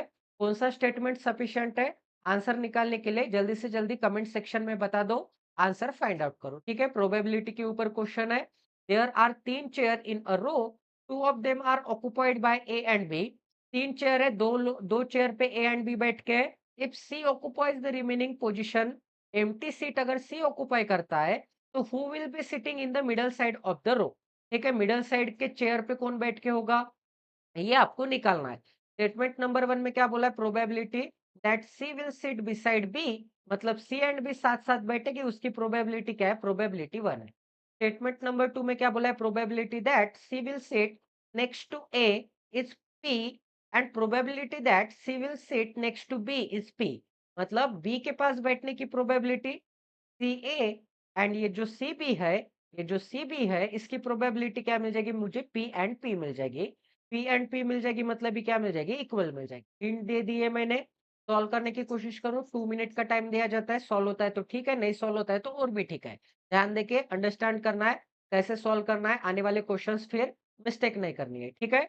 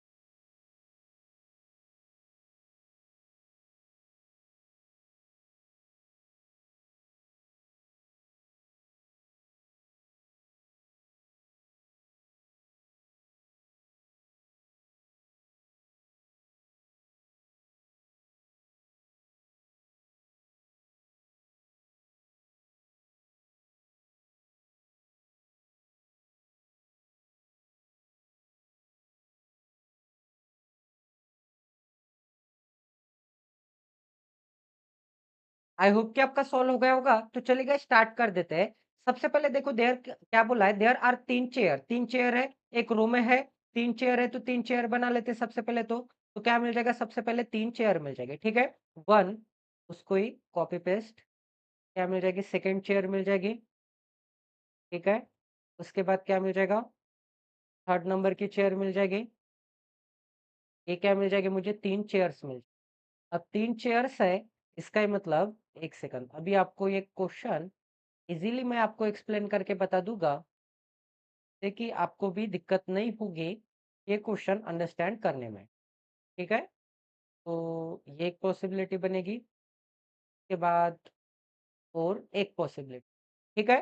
तो देखो गाइस 3 चेयर है, तो 3 चेयर मैंने बना लिए, 3 चेयर बना लिए, तो 3 चेयर में क्या है, ए एंड बी ऑक्युपाई करते हैं 3 चेयर। ए एंड बी अगर ऑक्युपाई करते हैं, तो मान के चलते हैं कि फर्स्ट पोज़ीशन पे थर्ड नंबर की सीट क्या होगी, वैकेंट होगी। फर्स्ट पोज़ीशन पे ए एंड बी ने ऑक्युपाई किया, या फिर एक पॉसिबिलिटी ऐसी भी हो सकती है कि थर्ड वैकेंट है एंड फर्स्ट पे बी है एंड सेकंड पे ए है, ये भी तो पॉसिबिलिटी बन सकती है। उसके बाद देखो गाइस, और एक पॉसिबिलिटी बन सकती है कि मिडल वाली चेयर वैकेंट है, तो ए फर्स्ट पे होगा, बी थर्ड पे होगा, या फिर और एक पॉसिबिलिटी बन सकती है कि मिडल वैकेंट है, बी फर्स्ट पे होगा एंड ए लास्ट में होगा, थर्ड में होगा। अब थर्ड मैंने वैकेंट रख दिए एक बार मैंने सेकंड वैकेंट रख दी है, अब एक बार फर्स्ट चेयर वैकेंट है, ऐसे अज्यूम करते हैं। एक बार फर्स्ट चेयर वैकेंट है, ऐसे अज्यूम करते हैं। तो फर्स्ट चेयर को वैकेंट अज्यूम करूंगा, तो ए मिडल में होगा एक केस में एंड बी होगा एंड में, एक केस में बी मिडल में होगा एंड ए होगा एंड में। इसके अलावा तो और कोई पॉसिबिलिटी आपको दिख रही है क्या? इसके अलावा तो मुझे और कोई भी पॉसिबिलिटी नहीं दिख रही है। ये 6 पॉसिबिलिटी आपको नज़र आ रहे हैं। अब आप आगे क्या बोला है गाइस देखो, आगे बोला है, क्वेश्चन में बोला है कि who will be sitting in the middle side? Who will be sitting in the middle side, ये आपको क्वेश्चन का आंसर बताना है। स्टेटमेंट नंबर 1 का अगर मैं यूज़ करूँगा, तो स्टेटमेंट नंबर 1 में क्या बोला है? The probability that C will sit beside B is 1। अब प्रोबेबिलिटी अगर 1 है, 1 की प्रोबेबिलिटी क्या आती है? 100% प्रोबेबिलिटी। इसका मतलब सी बी के साथ बैठेगा, उसकी प्रोबेबिलिटी क्या है? 100% है। सी बी के साथ बैठेगा, उसकी प्रोबेबिलिटी 100% है। इसका ही मतलब क्या होगा गाइस देखो, सी बी के साथ बैठेगा, उसकी प्रोबेबिलिटी अगर 100% है, तो थोड़ा इसे और साइड में बना लेते हैं। 1 सेकंड, 1 सेकंड, और अच्छी तरह से एक्सप्लेन करता हूँ मैं। बस मुझे थोड़े बॉक्सेस और बनाने दी, ठीक है?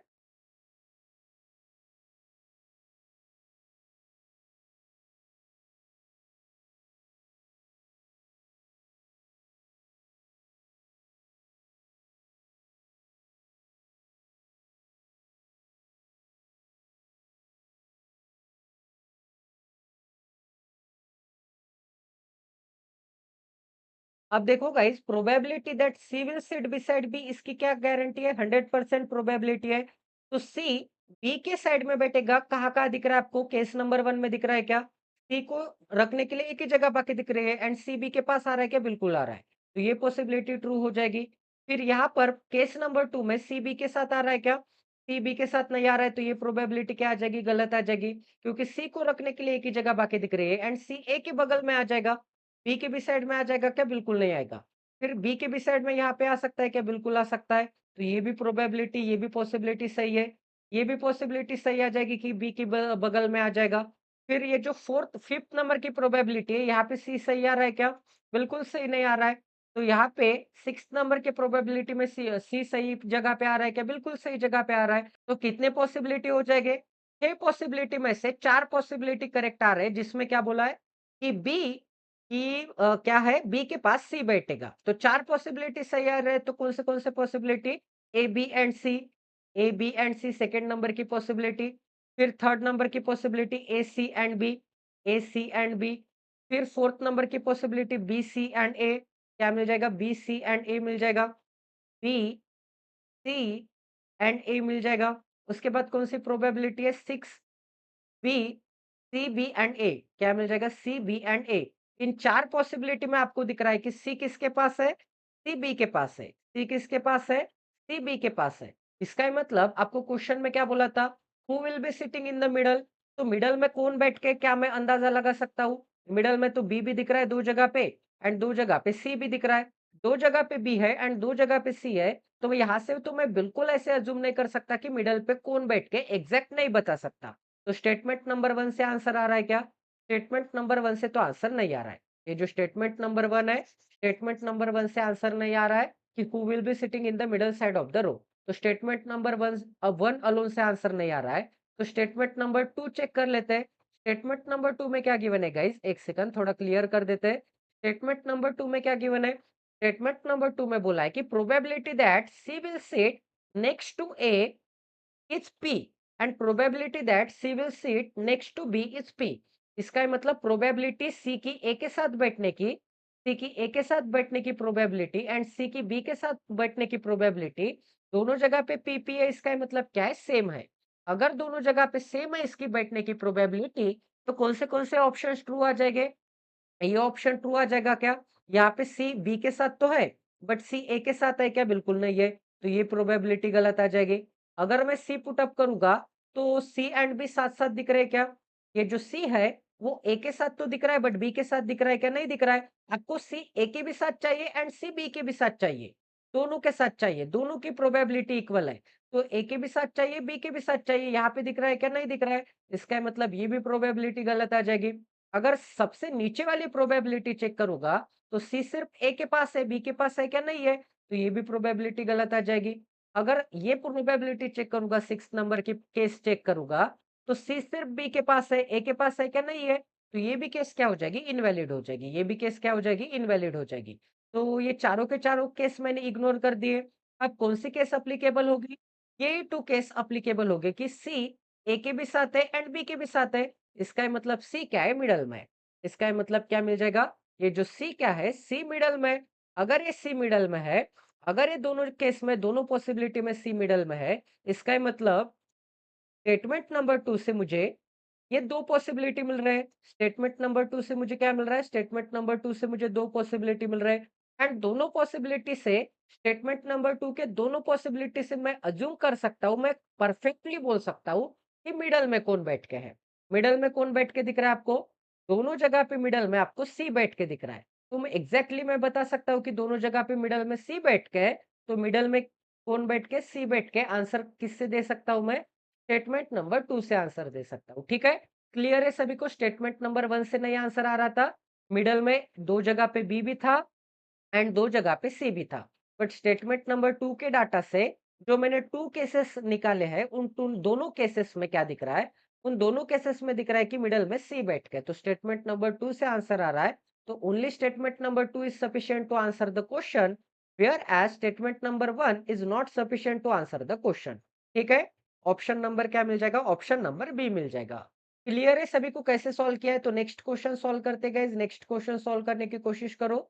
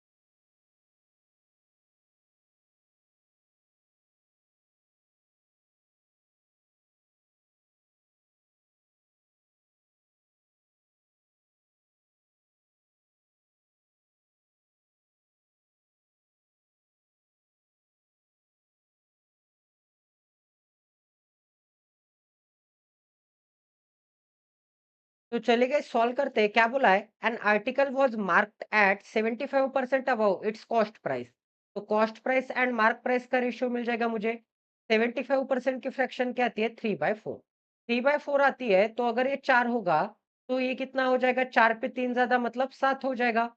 4 की चीज लाता है, 3 का मार्कअप करता है। 4 की चीज लाता है, 3 का मार्कअप करता है। 4 पे 3 का मार्कअप मतलब 75% का मार्कअप। 4 पे 3 का मार्कअप मतलब डिनोमिनेटर पे 3 का मार्कअप मतलब न्यूमरेटर का मार्कअप 75 का परसेंट का मार्कअप आता है, क्योंकि 75% की फ्रैक्शन क्या आती है? 75% की फ्रैक्शन 3/4 आती है। तो 75% का मार्कअप करने के बाद 4 पे 3 का मार्कअप करने के बाद टैग पर लिख देता है वो 7 यूनिट, ठीक है? मतलब बेचने के लिए टैग पर लिख देता है 7 यूनिट। अब आगे क्या बोला है? 5% का उसको प्रॉफिट होता है। 5% की फ्रैक्शन क्या आती है? 5% की फ्रैक्शन 1/20। 1/20 आती है, तो अगर कॉस्ट प्राइस 20 होगा, तो ये कितना हो जाएगा? सेलिंग प्राइस 21 हो जाएगा। 20 की चीज 21 में बेच देता है, मतलब 20 पे 1 का प्रॉफिट।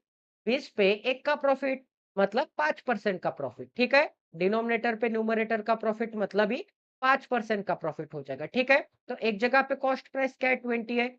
एक जगह पे अगर कॉस्ट प्राइस 20 है एंड एक जगह पे कॉस्ट प्राइस 4 है, तो 4 को 20 बनाने के लिए 5 से मल्टीप्लाई, 4 को 5 से किया तो 7 को भी 5 से मल्टीप्लाई, तो क्या मिल जाएगा? 20, 35, 21।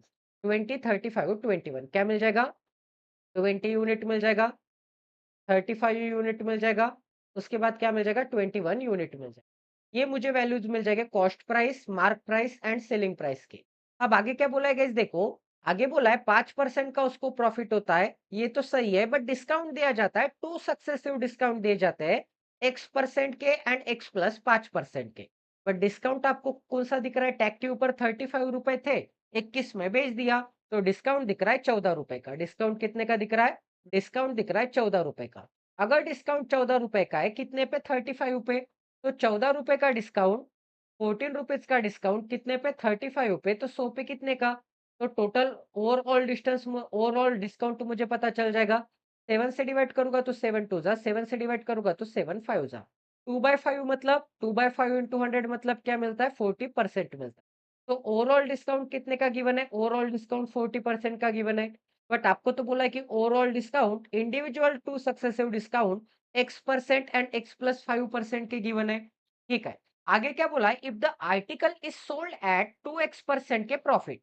सबसे पहले तो x की वैल्यू निकालनी पड़ेगी, उसके बाद मैं आगे मूव कर सकता हूँ। x की वैल्यू निकालनी पड़ेगी सबसे पहले। तो देखो गाइस, x की वैल्यू निकालने के लिए क्या करना पड़ेगा? 2 सक्सेसिव डिस्काउंट है एंड ओवरऑल डिस्काउंट की वैल्यू मुझे पता है 40%।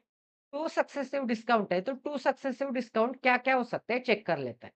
x की वैल्यू अगर मैं 10% कंसीडर करूँगा, x की वैल्यू अगर मैं 10 कंसीडर करूँगा, तो x प्लस 5 की वैल्यू क्या मिलती है मुझे? x प्लस 5 की वैल्यू 15% मिलती है। x की वैल्यू अगर 10% होगी, तो x प्लस 5 की वैल्यू क्या मिल जाएगी मुझे?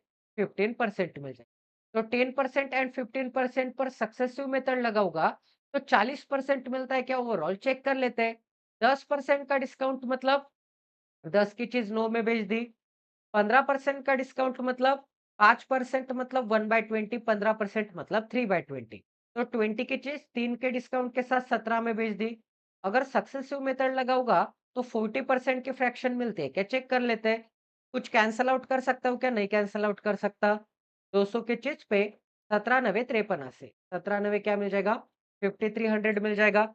17 9 अगर 53 से है, तो इनका रेशियो इनका रेशियो 200 एंड 153, ये 40% का डिस्काउंट मतलब 2/5, 5 पे 2 के डिस्काउंट के साथ कितने में बेचेगा? वो 3 में बेचेगा।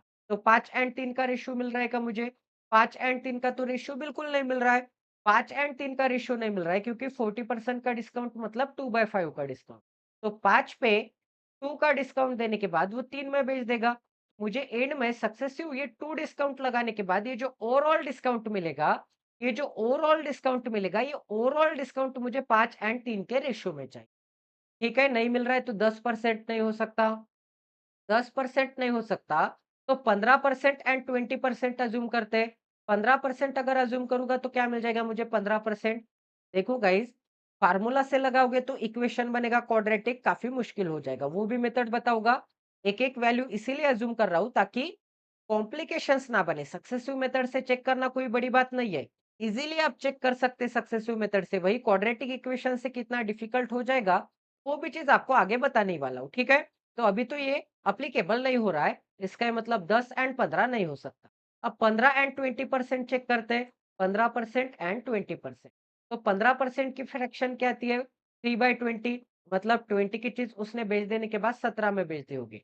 20% मतलब 1/5, मतलब 5 पे 1 के डिस्काउंट के बाद 4 में बेच दी होगी। क्या मिल जाएगा मुझे आंसर? 100 मिल जाएगा एंड 17 चौक 68, 68 मिल जाएगा। इसे मैं कैसे लिख सकता हूँ? 50 एंड 34। और अगर कैंसल आउट करूँगा तो क्या मिल जाएगा? और अगर कैंसल आउट करूँगा तो 25 एंड 17 मिलेगा। क्या मिलेगा? 25 एंड 17 मिलेगा। क्या मुझे 5 एंड 3 के रेशियो में मिला है? बिल्कुल नहीं मिला है। इसका मतलब 15 एंड 20 भी नहीं हो सकता। 15% एंड 20 भी नहीं हो सकता। 15 एंड 20 अगर नहीं हो सकता, 15% एंड 20% नहीं हो सकता, इसका मतलब 20 एंड 25 चेक करके देख लेते हैं एक बार। 25% एंड 20%, ठीक है? 25% एंड 20% चेक कर लेते हैं। अब 25% मतलब क्या होता है?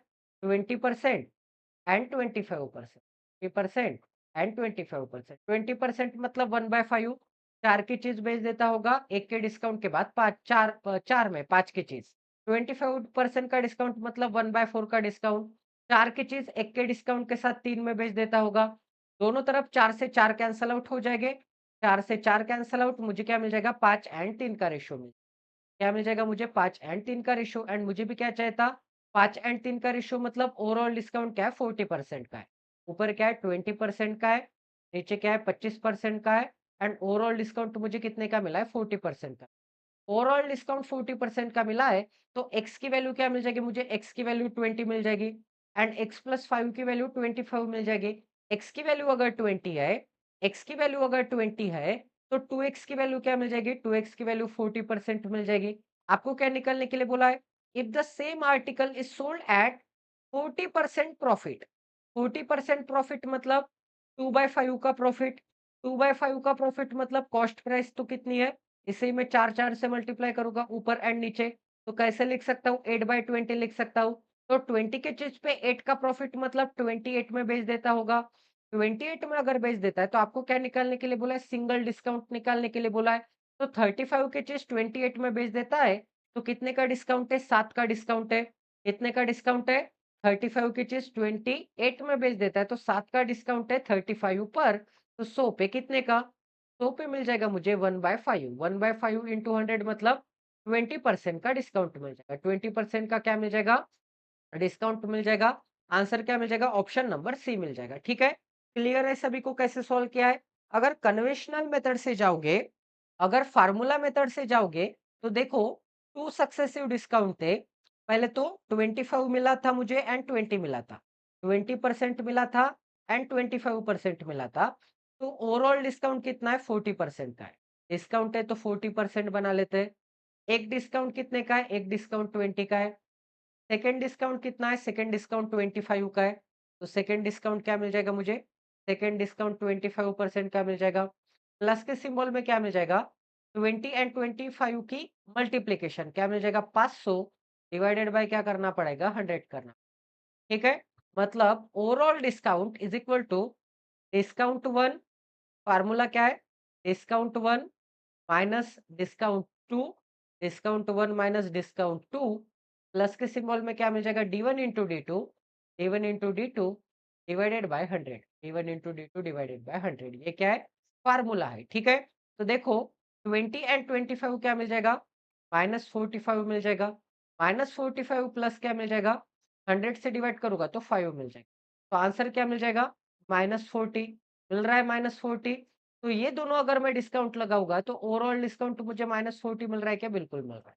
कन्वेंशनल मेथड से जाऊँगा तो क्या मिल जाएगा? कन्वेंशनल मेथड में कौन से डिस्काउंट थे यहाँ पर? कन्वेंशनल मेथड में डिस्काउंट थे X% का एंड X प्लस 5%। X% का एंड X प्लस 5%। ठीक है? तो X% का डिस्काउंट मतलब X माइनस X मिल जाएगा।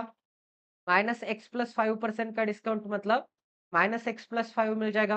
प्लस के सिंबल में मिल जाएगा एक्स इंटू एक्स प्लस 5, दोनों का प्रोडक्ट करना पड़ेगा। दोनों का प्रोडक्ट करूंगा तो एक्स से multiply, x into x x square and plus 5x, x into x x square by 5x divided by 100। ठीक है? इज इक्वल टू क्या मिल जाएगा मुझे? Is equal to overall discount मिल जाएगा। इज इक्वल टू क्या मिल जाएगा, ओवरऑल डिस्काउंट मिल जाएगा। ठीक है, इतने चीजें सभी को समझ में आ गई। अब देखो गाइस, इसे सॉल्व करते हैं। अगर मैं इसे सॉल्व करूंगा तो क्या आंसर मिल जाएगा, माइनस एक्स एंड -5 प्लस के सिंबल में क्या मिल जाएगा, x square plus 5x, x square plus 5x divided by क्या मिल जाएगा, डिवाइडेड बाय 100।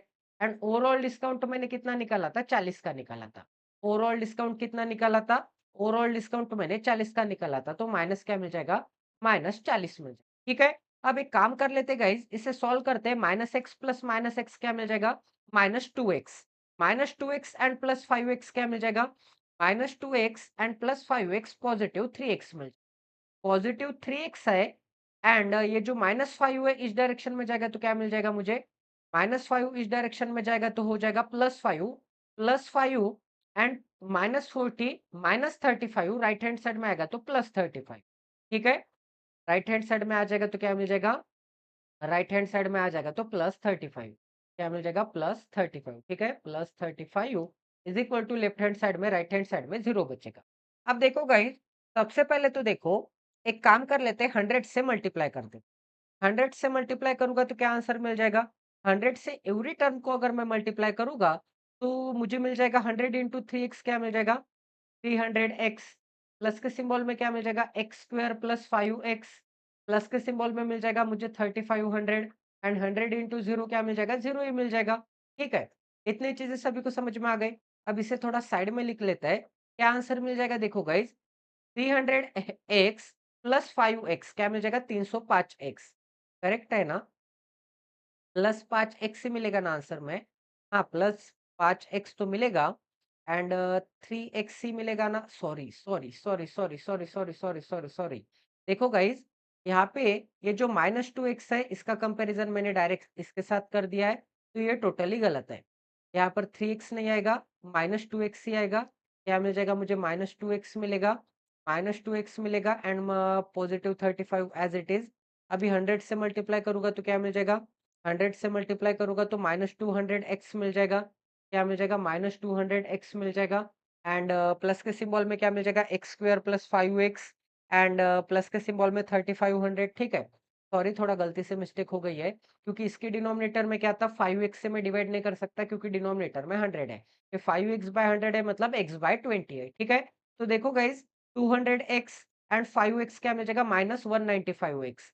तो एक्स स्क्वायर -195x प्लस के सिंबल में 3500 इज इक्वल टू क्या मिल जाएगा, इज इक्वल टू 0 मिल जाएगा। 3500 के ऐसे टू फैक्टर्स निकालने हैं मुझे जिनकी एडिशन क्या मिलनी चाहिए, 195 मिलना चाहिए। तो क्या मिल जाएगा मुझे, एक तो 35 इंटू 100 कर सकता हूँ मैं, 35 इंटू 100 कर सकता हूँ। 35 को ही कैसे लिख सकता हूँ मैं, 7 इंटू 5 लिख सकता हूँ। 100 को कैसे लिख सकता हूँ मैं, 100 को मैं 20 इंटू 5 लिख सकता हूँ।